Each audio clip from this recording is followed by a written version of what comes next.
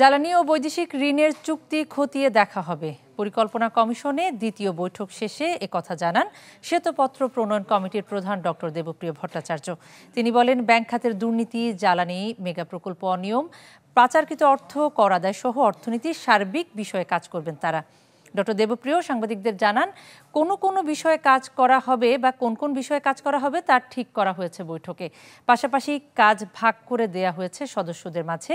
বলেন, শিগগিরই দেশ এবং দেশের বাইরে অবস্থানরত বিশেষজ্ঞ এবং অংশীজনের সাথে আলোচনা করে মতামত নেওয়া হবে।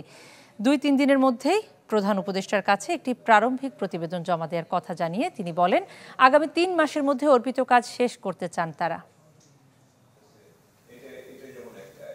সেই বিষয়গুলোকে কিভাবে লিখবেন সেটার দায়িত্ব বন্টন করেছি এবং আমরা একই সাথে সিদ্ধান্ত করেছি এটা লেখার ক্ষেত্রে যে পদ্ধতিগুলো অনুসরণ করা হবে সেইটা আমরা একদিকে যে সমস্ত উৎস থেকে তথ্য উপাত্ত আছে সেগুলোকে দেখব, কিন্তু সেগুলোকে আমরা অনেক বেশি একটু সমালোচনামূলকভাবে দৃষ্টিতে দেখব, তার সঠিকতা যাচাই করব এবং আন্তর্জাতিক বিভিন্ন মানের সাথে তুলনা করে দেখব।